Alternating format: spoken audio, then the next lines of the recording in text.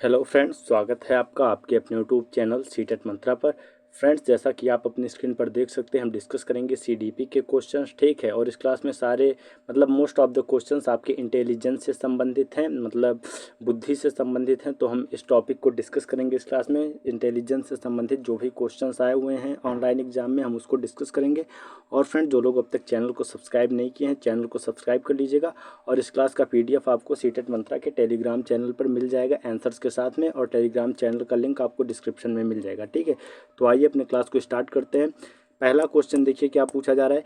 Carol ग्लीगन ने आलोचना की कि लॉरेंस कोहलबर्ग का नैतिक विकास का सिद्धांत नारीवादी नैतिकता का अवमूल्यन करता है, जो इस बात पर जोर देती हैं कि फ्रेंड, जो लॉरेंस कोहलबर्ग का नैतिक विकास का सिद्धांत है, मोरल डेवलपमेंट की थियरी है, इसको क्रिटिसाइज किया गया था किसके द्वारा? कैरल ग्लीगन के द्वारा, जो इन्हीं की ही स्टूडेंट थी। ठीक है, और क्रिटिसाइज करने का आधार क्या था? क्रिटिसाइज करने का आधार कैरल ग्लीगन ने ये बताया था कि जो नारीवादी नैतिकता है, जो फेमिनिन मोरालिटी है, ठीक है, उसका अवमूल्यन करता है, उसको नकारता है। तो किस बात पर जोर देती हैं? ठीक है, आपसे ये पूछा जा रहा है देखभाल की नैतिकता पर, नैतिक आदर्शों पर, न्याय की नैतिकता पर, सामाजिक अच्छाई की चिंता पर। तो देखिए फ्रेंड्स, ये जोर देती हैं देखभाल की नैतिकता पर। ठीक है, क्योंकि फ्रेंड, जो फीमेल होती हैं, ठीक है, जो नारी होती है, जो फीमेल होती हैं, उनके अंदर एक तरह से जो कह सकते हैं केयर का भाव होता है, जो देखभाल की मोरालिटी होती है, वो पाई जाती है। ठीक है, और इसी को ही उन्होंने आधार मानकर इनके थियरी को क्रिटिसाइज किया था। ठीक है, तो इस बात को आपको ध्यान देना है। ठीक है, और भी अन्य बातें हैं जिस पर आपको ध्यान देना है। ठीक है, लेकिन इससे पहले समझ लीजिए कि नारीवादी नैतिकता का अवमूल्यन क्यों एक क्रिटिसाइज की केवल नारीवाद को लेकर के? क्योंकि फ्रेंड देखिए, जो लॉरेंस कोहलबर्ग का ये मोरल डेवलपमेंट की थियरी थी, ठीक है, इसमें उन्होंने जो सैंपल लिया था अपने रिसर्च में, जो लड़कों को लिया था, वो लड़के कैसे थे? वो लड़के केवल मेल थे। ठीक है, उसमें कोई भी फीमेल नहीं थी। ठीक, और जब आप किसी रिसर्च में फीमेल को शामिल ही नहीं करेंगे तो फीमेल के पर्सपेक्टिव को नहीं समझ सकते हैं। ठीक है, इसी वजह से कैरल ग्लीगन ने इसे क्रिटिसाइज कर दिया, क्योंकि सारे जो सैंपल्स थे, सारे जो रिसर्च के सब्जेक्ट थे, वो केवल मेल थे। ठीक है, तो इसीलिए क्रिटिसाइज कर दिया। और भी इनके थ्योरी को कई तरह से क्रिटिसाइज किया गया है। जैसे फ्रेंड्स, एक तरह से पहला कह सकते हैं कि कल्चरल बायस है इनकी थ्योरी। ठीक है, क्या है? कल्चरल बायस है। ठीक है, कल्चरल बायस है, कल्चर को लेकर के, संस्कृत को लेकर के बायस है। ठीक है, उसका भी ध्यान नहीं दिएगा। क्यों?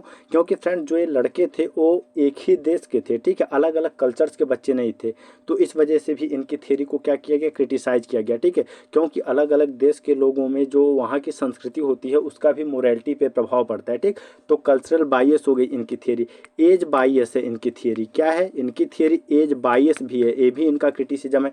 एज बायस क्यों है? क्योंकि फ्रेंड्स, जो मेल लड़के थे, इसमें इन्होंने 72 लड़कों को लिया था। ठीक है, अपने सब्जेक्ट में 72 लड़कों के ऊपर इन्होंने रिसर्च किया था। ठीक, ये अलग अलग एज ग्रुप के बच्चे थे, लेकिन जो उनका एज ग्रुप था, जो मैक्सिमम कह सकते हैं, जो सबसे अधिक एज के बच्चे थे, वो कितने वर्ष तक के थे? 16 वर्ष तक के बच्चे थे। ठीक है, एज ग्रुप कहाँ तक इनका सीमित रह गया? 16 तक रह गया। इस वजह से भी एज बायस हो गया। और क्यों एज बायस हुआ? क्योंकि देखिए, इन्होंने अपने थियरी में किया क्या था, अपना थियरी देने के समय, जब ये रिसर्च कर रहे थे, तो ये बच्चों को एक डिलेमा सुनाए थे, एक कहानी सुनाए थे, जो हाइंज की डिलेमा थी, जिसमें क्या होता है कि हाइंज की वाइफ का बहुत ज़्यादा तबीयत खराब रहता है, उसको कैंसर हुआ रहता है, और वो केमिस्ट के पास जाता है दवा खरीदने के लिए। दवा का दाम $100 रहता है, लेकिन केमिस्ट उनसे $200 मांगता है। ठीक है, और हाइंज के पास $200 नहीं रहते हैं, तो हाइंज कहता है कि मुझे दवा दे दो और मैं धीरे धीरे करके बाकी के पैसे भी चुका दूंगा। ठीक है, लेकिन केमिस्ट कहता है कि नहीं, मुझे $200 चाहिए तो चाहिए। तो इस स्थिति में हाइंज को क्या करना चाहिए? एक क्वेश्चन बच्चों से वो पूछते हैं और इस पर ये अपनी पूरी थियरी देते हैं। ठीक है, तो बताइए, जो बच्चे 16 साल एज ग्रुप के हैं, 16 साल तक के बच्चे हैं, वो क्या ये शादी के पर्सपेक्टिव को, वाइफ के पर्सपेक्टिव को समझ सकते हैं क्या? वो नहीं समझ सकते कि शादी में वाइफ का केयर क्या होता है और चीज़ें क्या होती है। तो इस वजह से एज बायस भी होगी इनकी थियरी। ठीक है, और फ्रेंड क्या है? जेंडर बायस भी है। ठीक है, जेंडर बायस है। जेंडर बायस क्यों है? क्योंकि फ्रेंड्स, आप लोग जान ही रहे हैं कि सारे मेल सैंपल थे, उन्होंने फीमेल को तो सब्जेक्ट बनाया ही नहीं, तो जेंडर बायस हो गई। ठीक है, और क्या है फ्रेंड्स? और एक तरह से कह सकते हैं कि इनका जो ये थियरी दिए थे, ये हाइपोथेटिकल सिचुएशन था इसमें। कोई ऐसी रियल सिचुएशन नहीं थी, ठीक है, ये केवल कहानी सुनाया गया था। ये जो स्थिति थी हाइपोथेटिकल थी, तो इसके वजह से भी इनके थ्योरी को क्रिटिसाइज कर दिया गया। क्यों?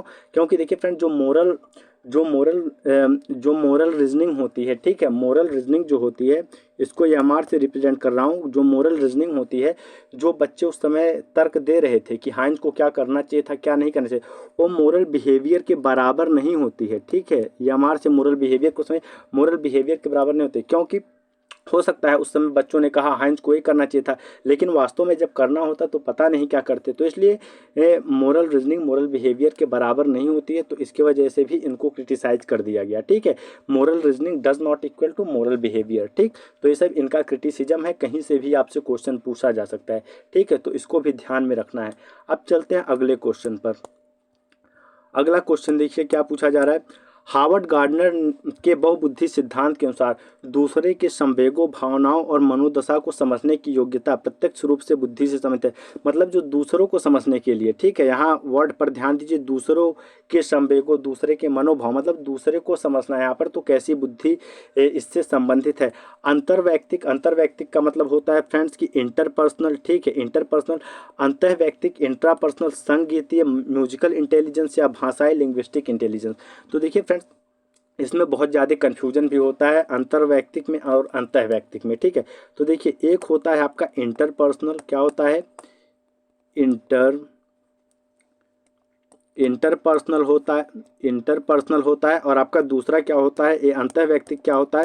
ये होता है फ्रेंड्स इंट्रापर्सनल, ठीक है। क्या होता है? इंट्रापर्सनल होता है, ठीक है। अब देखिए, इंटरपर्सनल किसके अंदर पाया जाएगा? इंटरपर्सनल पाया जाएगा फ्रेंड्स जो दूसरों को समझे, दूसरे की भावनाओं को समझे, ठीक है। जैसे कोई साइकेट्रिस्ट हो गया, या कोई एडवोकेट हो गया, या टीचर हो गया, इन सब के अंदर पाया जाएगा इंटरपर्सनल। और इंट्रापर्सनल, अंतर्वैयक्तिक, किसके अंदर पाया जाएगा? जो खुद को समझे, किसको समझे?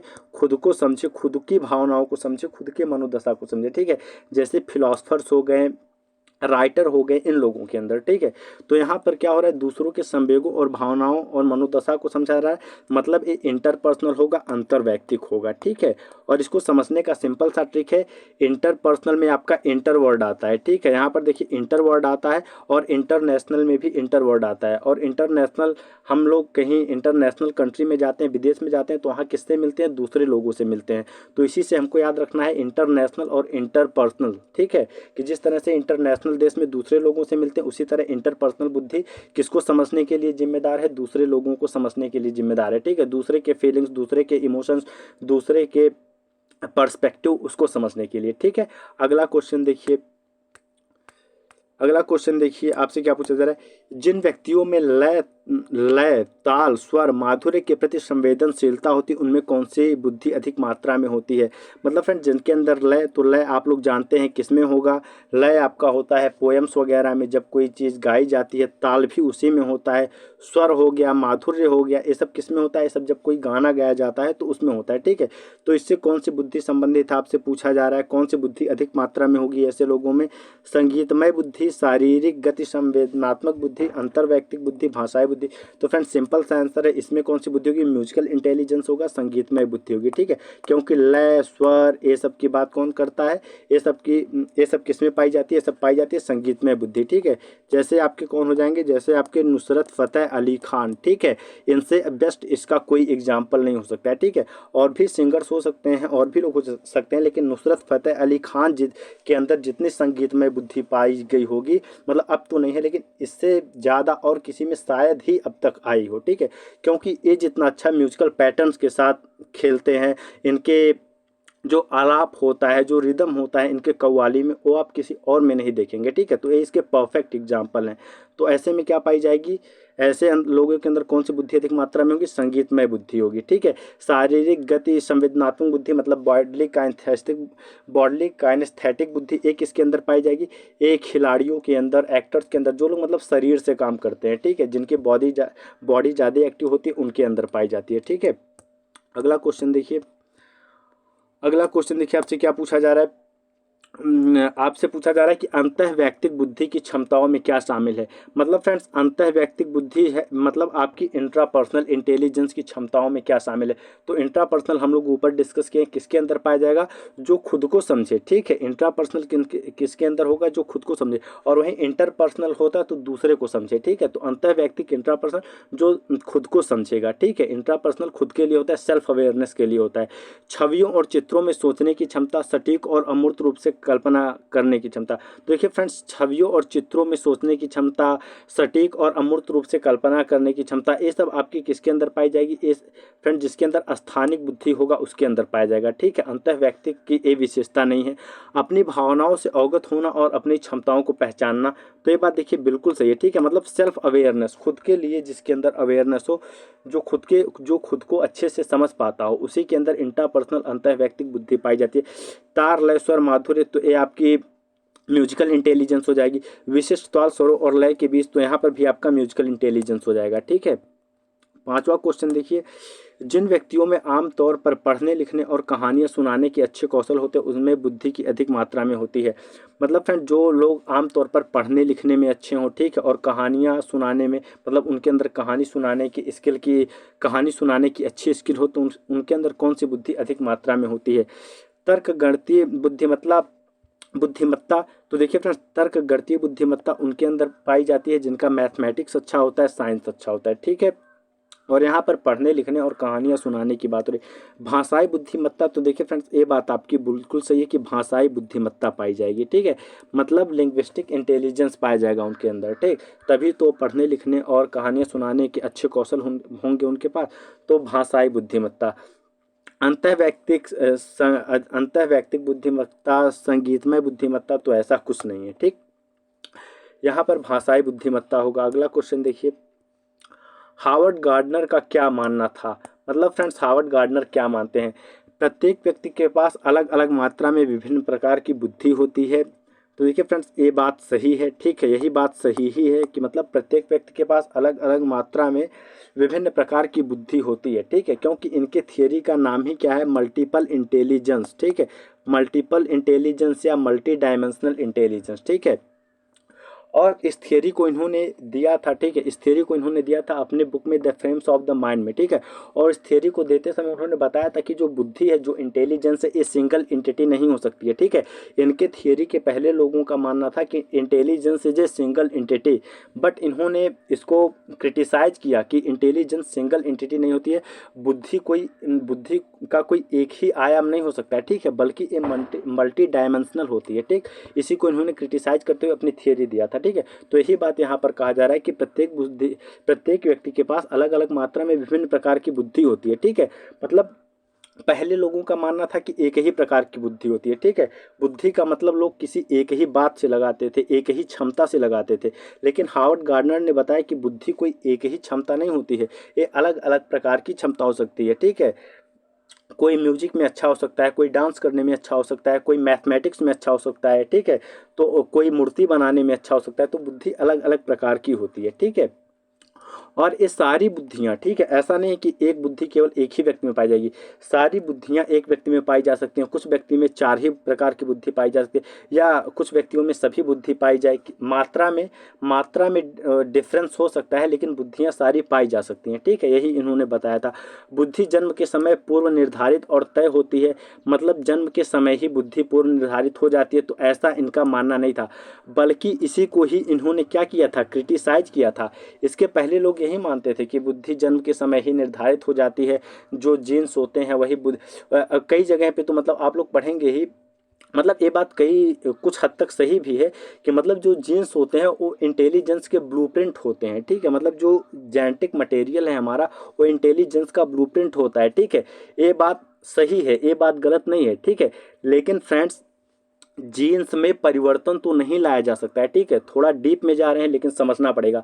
जीन्स में परिवर्तन नहीं लाया जा सकता है, लेकिन जीन के ऊपर जो कोड लगे हुए होते हैं, ठीक है, जिनमें इंफॉर्मेशन रहता है, उनमें परिवर्तन लाया जा सकता है। ठीक है, उनमें परिवर्तन लाया जा सकता है, और इस प्रक्रिया को हम कहते हैं ईपीजेनेटिक्स। ठीक है, ईपीजेनेटिक्स इसे कहते हैं। और जीन पियाजे भी देखिए इसी से ही संबंधित है। ठीक है, वो भी इसी की ही बात करते हैं। तो ये क्या कहलाता है, ये प्रक्रिया कहलाती है एपिजेनेटिक्स। मतलब फ्रेंड्स अगर कोई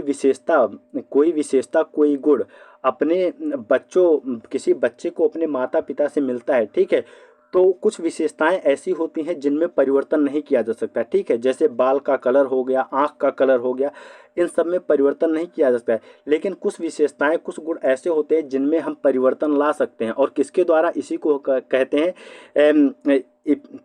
एपिस्टिक जेनेटिक्स कहते हैं, या एपिस्टिक जेनेटिक्स के ही नाम से जानते हैं, ठीक है। तो ये बात आपकी गलत हो जाती है, ठीक है। बुद्धि जन्म के समय पूर्व निर्धारित और तय होती है, तो ये बात आपका पूरा पूरा पूरा पूरा नहीं गलत है, लेकिन इसको हार्वर्ड गार्डनर नहीं मानते, ठीक है। इसी को ही इन्होंने क्रिटिसाइज करते हुए अपने मल्टी इंटेलिजेंस की थियरी दी थी, ठीक है। एक तरह से इन्होंने इसको चैलेंज कर दिया था, ठीक। तो ये बात हार्वर्ड गार्डनर के अनुसार गलत है, और वैसे भी आज के समय में ये बात गलत हो जाएगी, ठीक है, क्योंकि परिवर्तन हो सकता है, ठीक। तो पहले से ही सीमित हो जाए तो ये बात निर्धारित हो जाए तो ऐसा नहीं, कुछ हद तक निर्धारित होती है, कुछ हद तक हम परिवर्तन कर सकते हैं, ठीक। दोनों बातें सही हैं। प्रत्येक व्यक्ति के पास केवल एक ही प्रकार की बुद्धि होती है, तो ये भी बात देखिए फ्रेंड्स, ये बात पहले मानी जाती थी कि प्रत्येक व्यक्ति के पास केवल एक ही प्रकार की बुद्धि होती है। ये भी बात हार्वर्ड गार्डनर ने गलत ठहराया, ठीक है। इसको भी इन्होंने क्रिटिसाइज कर दिया, चैलेंज कर दिया, तो ये भी इनके द्वारा चैलेंज की गई बात है। बुद्धि कुछ स्थितियों के अनुकूल होने की एक सामान्य क्षमता है। तो देखिए फ्रेंड्स, बुद्धि को सामान्य क्षमता हार्वर्ड गार्डनर नहीं मानते हैं, ठीक है। इसको सामान्य क्षमता मानते हैं स्पीयरमैन, ठीक है, जो कि पुराने लोग थे, हार्वर्ड गार्डनर के पहले आए थे। इन्होंने बुद्धि को सामान्य क्षमता नहीं माना है, तो ये भी बात गलत है। सही क्या है कि प्रत्येक व्यक्ति के पास अलग अलग मात्रा में विभिन्न प्रकार की बुद्धि होती है, ठीक है, कि नेचर के प्रति भी अवेयरनेस हो सकता है, ठीक है, म्यूजिक में भी अच्छा हो सकता है, मैथमेटिक्स में भी अच्छा हो सकता है, तो अलग अलग प्रकार की बुद्धि पाई जाती है, ठीक है। और फिर देखिए हार्वर्ड गार्डनर को जो लोगों ने क्रिटिसाइज किया, वो इसी बात को लेकर के क्रिटिसाइज कर दिया कि जिस बात को तुम बुद्धि कह रहे हो, ठीक है, जैसे हार्वर्ड गार्डनर ने कहा म्यूजिकल इंटेलिजेंस, और आपका लिंग्विस्टिक इंटेलिजेंस, या फिर आपका स्थानिक बुद्धि कहा, तो कई लोगों ने कहा कि ये कोई बुद्धि नहीं है, ठीक है, ये तो एक एबिलिटी है, एक योग्यता है, ये बुद्धि नहीं है। तो इस पर हार्वर्ड गार्डनर को भी क्रिटिसाइज किया गया है, ठीक है। तो चलिए अगले क्वेश्चन पर चलते हैं। अगला क्वेश्चन देखिए क्या पूछा जा रहा है। हार्वर्ड गार्डनर के सिद्धांत के अनुसार जो विद्यार्थी दूसरों की भावनाओं, तो देखिए फ्रेंड्स अगेन, दूसरों की भावनाओं, मनोदशा और इरादों को अच्छी तरह से समझ पाते, उनमें किस प्रकार की बुद्धि का उच्च स्तर होता है। मतलब दूसरों को समझेंगे तो क्या होगा, दूसरों को समझने के लिए मैं बताया हूँ कि आप जाएंगे किसी इंटरनेशनल जगह पे, तो वहाँ मिलेंगे दूसरे लोगों से, तो इंटरनेशनल में आपका शब्द आता है इंटर, ठीक है। ऐसे ही बुद्धि में भी आपकी इंटरपर्सनल बुद्धि सही हो जाएगी। तो इंटरपर्सनल कहाँ है, इंटरपर्सनल है फ्रेंड्स, देखिए फर्स्ट ऑप्शन में अंतर्वैयक्तिक मतलब इंटरपर्सनल, तो ये बात आपका सही हो गया, ठीक है। अगला क्वेश्चन देखिए, हार्वर्ड गार्डनर द्वारा प्रतिपादित बहुबुद्धियों में निम्नलिखित में से कौन सी शामिल नहीं है। तो देखिए फ्रेंड्स, हार्वर्ड गार्डनर ने अपने frames of the mind book में 8 प्रकार की बुद्धि बताया है, ठीक है। पहले 7 बताया था, फिर बाद में एक और जोड़ा, 8 बताया, बाद में और बुद्धियों को भी जोड़ा, लेकिन हमको 8 ही बुद्धि को ध्यान में देना है, क्योंकि हमारी जो NCERT है वो 8 ही प्रकार की बुद्धियों की बात करती है, ठीक है। तो हमें 8 ही प्रकार की बुद्धियाँ पढ़ना है हार्वर्ड गार्डनर के अनुसार। तो कौन सी शामिल नहीं है, ठीक है। भाषाई बुद्धि, तो भाषाई बुद्धि शामिल है। भावनात्मक बुद्धि, तो फ्रेंड्स देखिए इमोशनल इंटेलिजेंस, तो इसकी बात हार्वर्ड गार्डनर नहीं करते हैं, और यही सही है क्योंकि यही शामिल नहीं है। स्थानिक बुद्धि तो शामिल है, ठीक है, इसकी बात करते हैं। संगीत बुद्धि, तो इसकी भी बात करते हैं। भावनात्मक बुद्धि की बात इनडायरेक्टली नहीं करते हैं हार्वर्ड गार्डनर। भावात्मक बुद्धि आपकी इंटरपर्सनल और इंट्रापर्सनल में ऑटोमेटिकली आ जाएगी, ठीक है। तो इसकी बात डायरेक्टली नहीं करते हैं, और यही शामिल नहीं है, ठीक है। नेक्स्ट क्वेश्चन देखिए क्या है। बहुबुद्धि के सिद्धांत के अनुसार हर व्यक्ति में, मतलब फ्रेंड जो मल्टीपल इंटेलिजेंस की थियरी है उसके अनुसार हर व्यक्ति में क्या होता है, सामान्य क्षमताओं का एक समूह होता है। मतलब बुद्धि की सामान्य क्षमताओं का एक समूह होता है। तो देखिए फ्रेंड्स, बुद्धि मतलब कई प्रकार की बुद्धि पाई जाती है, लेकिन बुद्धि की सामान्य क्षमताओं का समूह नहीं मानते हैं, ठीक है। बुद्धि की देखिए, जो हार्वर्ड गार्डनर है वो बुद्धि को सामान्य क्षमता नहीं मानते हैं, ठीक है। ये विकल्प काफ़ी कंफ्यूजिंग है कि सामान्य क्षमताओं का एक समूह होता है, तो सामान्य क्षमताओं का समूह नहीं होता है, ठीक है।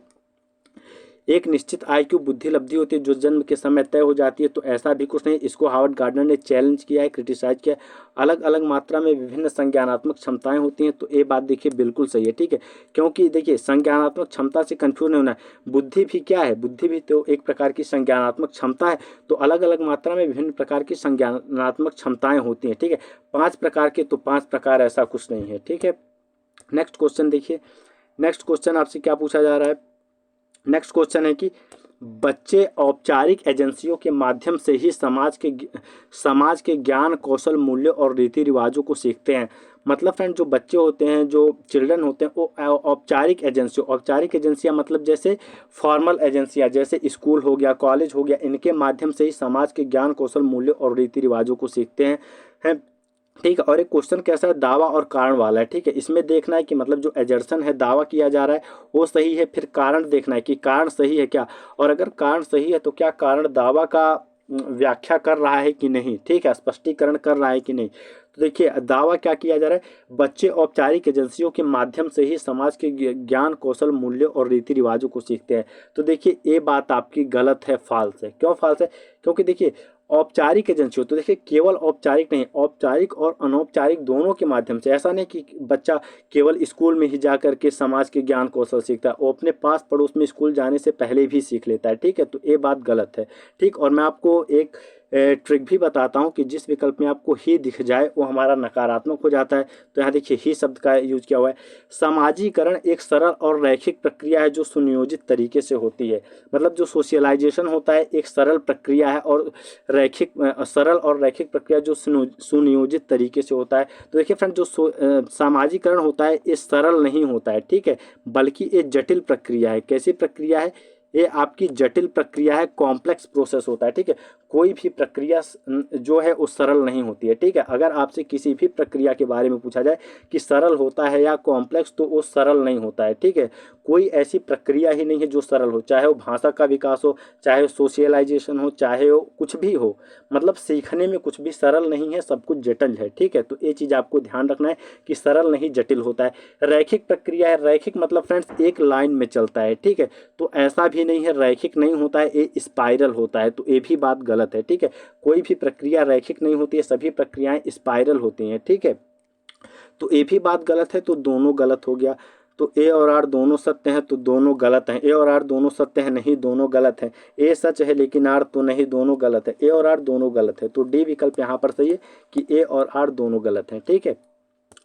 तो क्लास यहाँ पर फिनिश होता है। आई होप आपको समझ में आया होगा, ठीक है। तो वीडियो को लाइक करिए, शेयर करिए, चैनल को सब्सक्राइब करिए।